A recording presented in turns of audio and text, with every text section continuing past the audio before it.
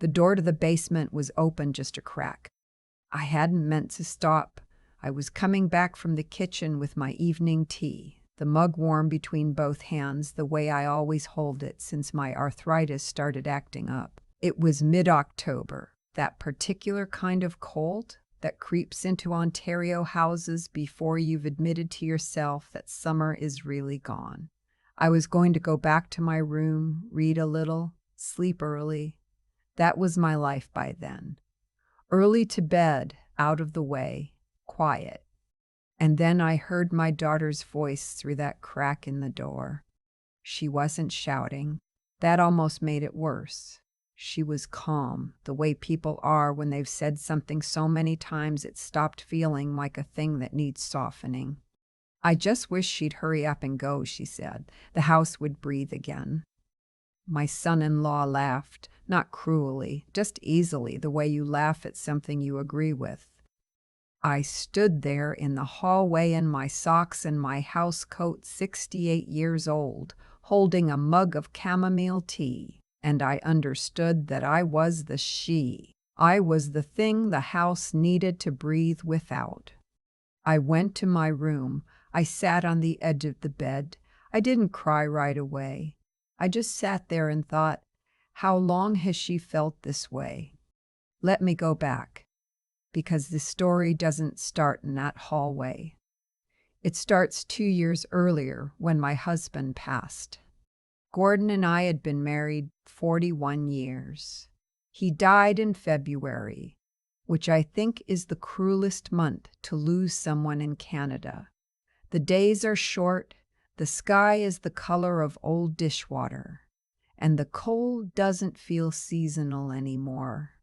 It just feels personal. We had a house in Burlington, a 3-bedroom bungalow we'd owned since 1991, paid off. Ours, he'd planted a cedar hedge along the back fence that had grown so thick over the decades you couldn't see the neighbor's yard at all. It felt like a world we'd made together. After he died, I rattled around in it for about 8 months. My daughter called every few days. She lived in Mississauga with her husband and their 2 kids, my grandchildren, a boy of 9 and a girl of 6. She'd say things like, "You shouldn't be alone in that big house, Mom, and we worry about you." I thought she meant it. I really did. She suggested I sell the house and move in with them. They had a finished basement suite, a proper one, with its own entrance and a 3-piece bathroom. Her husband worked in logistics and traveled often. She worked part-time as a dental hygienist. "We could use the help with the kids," she said, "and you'd have company. It makes sense for everyone." I talked to my son about it. He lives in Victoria and couldn't weigh in practically, but he said, "Mom, just make sure you keep some of that money for yourself. Don't give it all away." He'd always been the cautious one. I told him he was being uncharitable. I sold the house in the spring. The market was still strong, and I walked away with $412,000 after fees. I put $250,000 into a GIC ladder, my financial advisor's suggestion, and I gave my daughter and son-in-law $100,000 toward their mortgage. A gift. No strings, I told them, because that's the kind of person I wanted to be, the kind of mother who helped. I moved into the basement suite in June. The first few months were fine. The grandchildren were thrilled to have me downstairs. My granddaughter, who had just turned 6, used to knock on my door before school to show me her outfits. My grandson would come down after dinner to play cards. I made them French toast on Saturday mornings. I felt useful. I felt like I was doing something right. But things shifted, the way things do, not all at once, but in small degrees you don't notice until you're already far from where you started. My son-in-law began making comments about the utilities. Not direct complaints, just things dropped into conversation. The hot water bill's been something else lately. Hydro's killing us this winter. said with a smile, but said. I started taking shorter showers. I turned my baseboard heaters down so low I slept in a sweater. My daughter stopped asking me to help with the kids and started assuming I would. The ask became a schedule. I picked them up from school 3 days a week. I made dinner on the nights she had yoga. I drove my grandson to hockey on Saturday mornings, which meant I needed to be up at 5:30, on the road by 6, standing in arenas that were somehow colder than outside, alone because neither of his parents came. I didn't mind at first. Then I did and said nothing.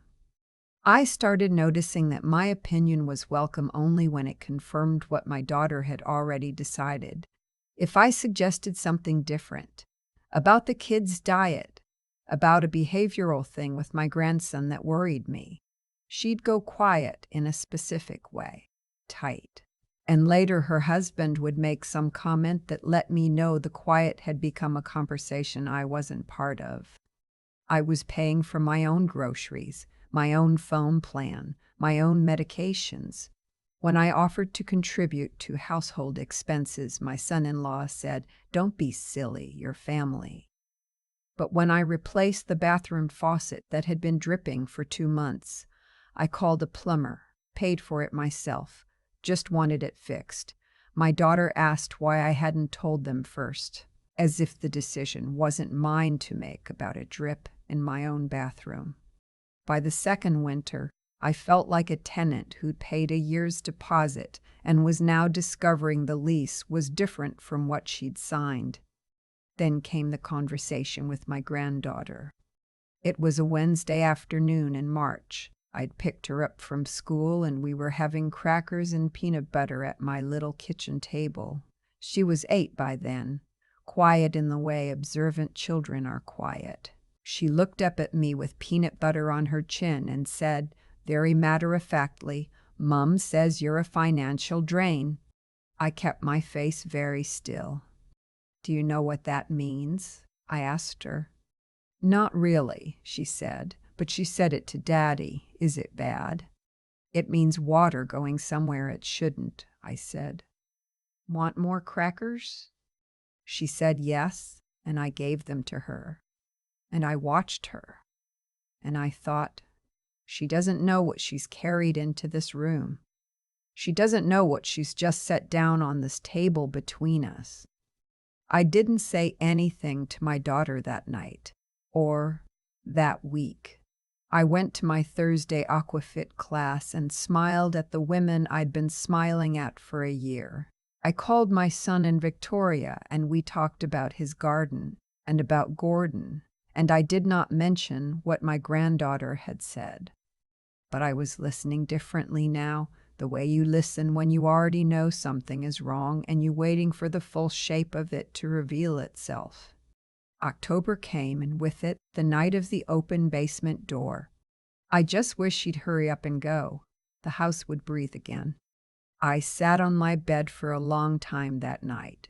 I thought about the house in Burlington. I thought about the cedar hedge Gordon had planted, how it had taken 15 years to get that thick, and how I'd signed it away, all of it, for the idea of being wanted. I thought about the $100,000. I thought about the GIC ladder my financial advisor had arranged, the funds sitting in my name at TD, still mine. I did the math in my head, the way you do when shock gives way to clarity. I was not destitute, I was not helpless. I had let myself be treated as if I were both, but I was neither. I slept surprisingly well. The next morning I called my financial advisor. Her name was Catherine, and she was brisk and practical in exactly the way I needed her to be. I told her I was going to be making some changes, and I wanted to walk through my accounts. She said she could see me Thursday. I also called a lawyer. Not the family lawyer Gordon and I had used for our wills, a different one, a woman whose name I'd gotten from a friend years ago and written in the back of my address book. I don't know why I'd written it there. Maybe some part of me had known, in the vague way we know things we're not ready to think about directly, that I might one day need a lawyer who had no history with my family. Her name was Fiona, and she had an office in downtown Hamilton. She was about 50, unhurried, and when I sat down across from her and told her the shape of things, she didn't look surprised. She looked like a woman who had heard many versions of this particular story. I told her about the $100,000. I asked whether there was any legal mechanism to recover it. "It was a gift," she said. "Yes." "In writing?" "No." She made a note. "It would be an uphill battle," she said. "But your ongoing assets, your GICs, your RRSP, your investments, those are fully yours to direct however you choose. Have you made a will recently?" I had not updated it since Gordon died. "Let's start there," she said. I spent 2 weeks doing quiet things. I opened a new checking account at a different branch, one closer to the Aquafit Center. I had my pension deposits redirected there. I booked a meeting with the property manager of a building on Plains Road in Burlington that I'd driven past for years. A newer building, 12 floors, balconies facing the escarpment, and I looked at a one-bedroom unit with a den that I thought I could make into a proper reading room. I didn't say anything to my daughter. I made dinner on her yoga nights. I drove to hockey. I smiled at breakfast. I was so calm it surprised even me. But I think grief had already done the hard work. When you sat with the worst loss imaginable, the loss of smaller illusions is something you can manage. The unit on Plains Road was available in January. I put down a deposit. 3 weeks before I told my daughter, I sat down with my grandson, just the two of us, in the basement kitchen. He was 11 and had just started to get quiet the way boys do before they become private. I told him I was moving to a new apartment. I told him it had a pull-out couch in the den and that he was welcome to stay whenever he wanted. I told him I was going to miss his hockey mornings. He didn't say much. He pulled at the sleeve of his hoodie. Then he said, "Is it because of how they talk?" I looked at him. "I hear things," he said, not meeting my eyes. "I know you do," I said, "and I need you to understand that whatever happens between adults, it has nothing to do with how much I love you. That part doesn't change. That part is just a fact, like your name." He nodded. He still wasn't looking at me, but something in his shoulders went soft. I met with Fiona one more time and signed the new will. I had restructured things clearly. My GICs and investments went to a trust split evenly between my 2 grandchildren, accessible at 25. My RSP listed my son as the sole beneficiary. My daughter assumed $1,000, which Fiona had suggested as a technical acknowledgement to reduce the legal risk of a challenge. The trust for the grandchildren was ironclad. Whatever happened between me and my daughter, those children would be taken care of. That had been the thing I'd lost sleep over. Not the money for myself, that I'd made peace with, but the children. I would not let my decision punish them. I told my daughter on a Sunday afternoon in late November. We were in her kitchen. Her husband was watching football in the other room, and I had asked her if we could talk. I told her I had found an apartment and that I would be moving in January. I told her the address. I said it calmly, the way you state a fact about the weather. She stared at me. "You can't be serious," she said. "You can't afford to rent on your own." "I can," I said. "I've gone over the numbers.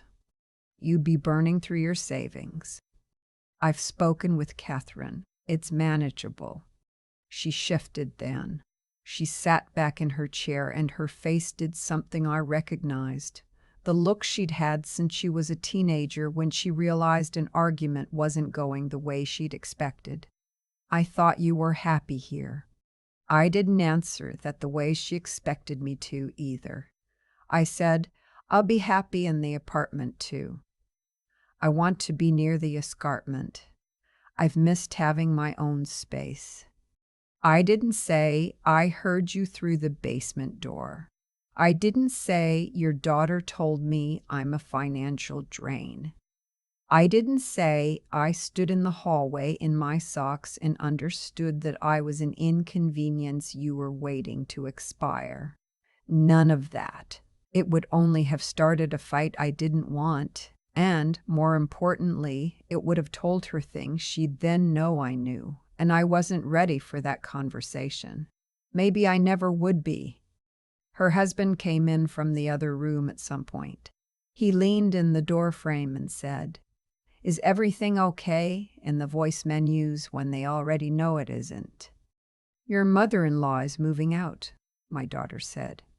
He looked at me. I looked back at him pleasantly. "In January," I said. "I'll be out of your hair before the 15th.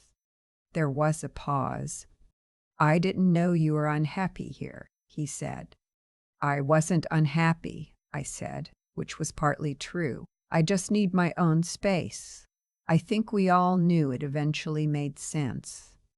He nodded slowly, and I could see him recalculating, because there was something in how I was behaving that didn't match the script they'd had in their heads, the dependent, grateful mother-in-law who would make herself small and thankful. I wasn't making myself small. I was just stating things. The weeks between that conversation and my move were civil and slightly stilted. My daughter was cool in a way that wanted me to ask about the coolness, and I didn't. I packed my things steadily.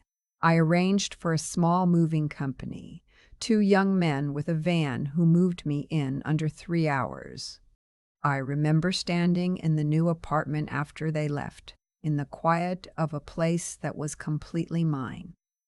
No footsteps above me, no conversations drifting through the ceiling, no one schedule I needed to arrange myself around.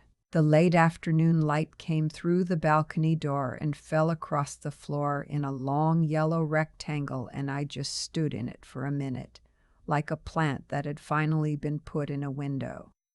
I called my son in Victoria that evening. He answered on the second ring. "I moved," I said. "Good," he said. "I've also updated my will." There was a pause. "Mum, the grandchildren are taken care of. You're taken care of. I'm not punishing the children for their parents." He was quiet for a moment. "Are you okay?" "I'm genuinely okay," I said. "I think that's what's strange. I thought this would feel like loss, and it feels like something else entirely." "Like what?" I thought about it. The light on the floor. The silence above me. The cup of tea I was going to make in my own kitchen, where no one was tallying the hot water. Like remembering who I was before I started making myself smaller to fit into someone else's space, I said. He didn't say anything for a few seconds. Then, Dad would be glad. I think that's true. Gordon was a quiet man, but he had a clear sense of what people deserved, and he believed very firmly that I deserved quite a lot. I had forgotten that for a while. I had traded it, without fully knowing I was trading it, for proximity to people who had stopped seeing it. My daughter called 3 weeks after I moved out. Her husband's hours had been cut, and she was stressed about money. She mentioned, without quite asking directly, whether I'd considered some kind of monthly contribution to help with the children's expenses. I told her I'd set up education savings contributions for each grandchild directly, monthly, through their Respoc accounts. She could see the statements. The children would be fine. What I would not be doing was sending money to a general household account that I had no visibility into and no say over. She went quiet in that specific way. I just thought, she started. I know, I said, but this is what I've decided. I heard the slight shift in her voice when she realized that the version of me she'd understood, the one who could be managed with coolness, who could be redirected with a certain look, who would eventually come around because she had no other options.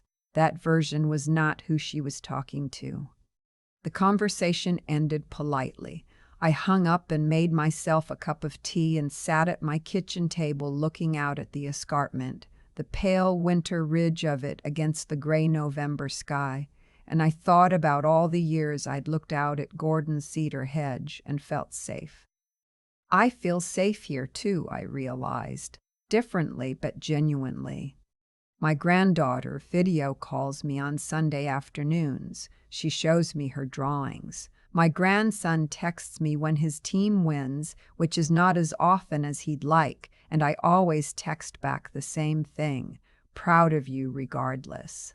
They are 8 and 11, and they are not responsible for anything that happened in that house.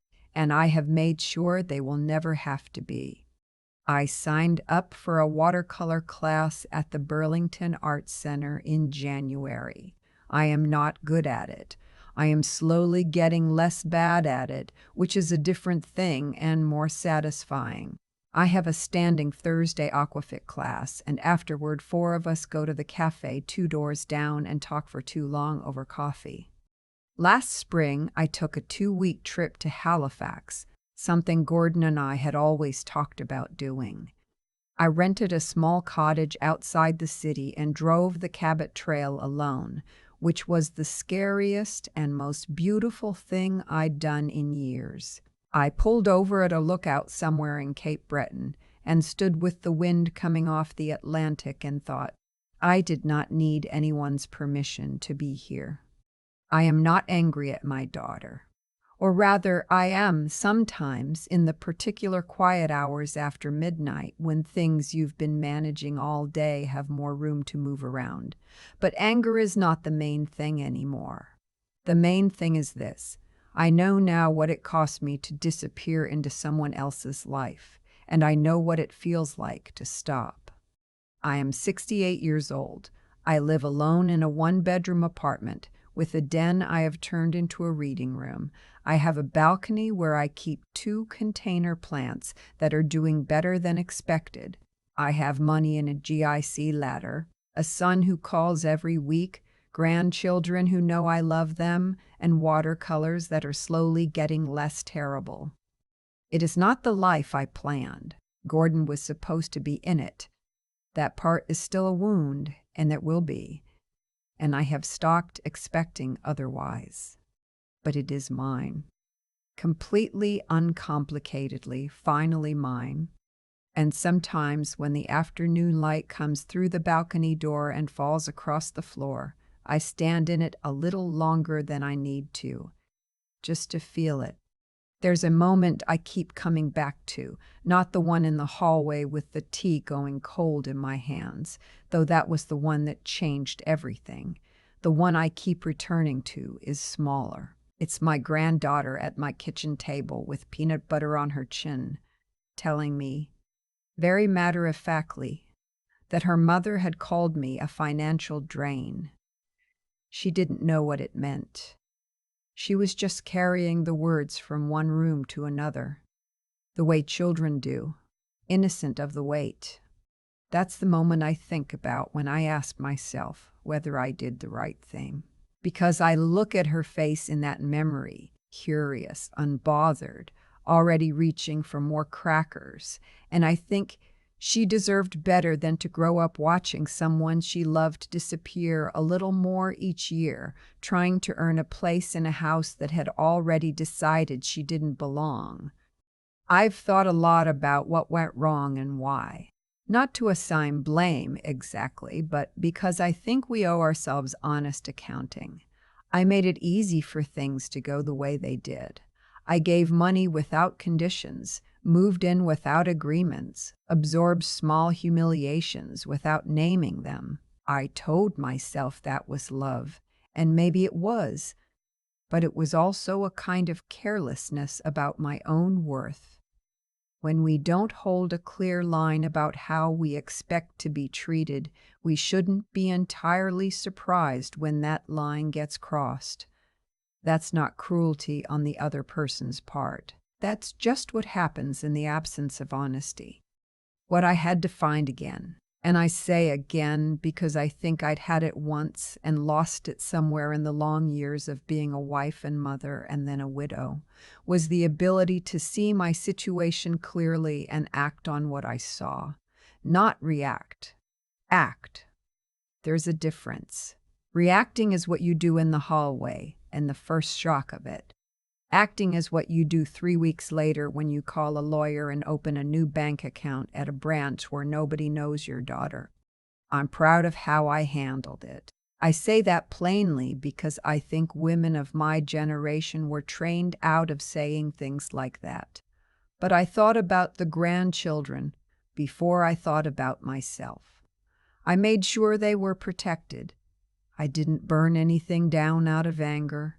I was methodical and careful, and I did not once raise my voice.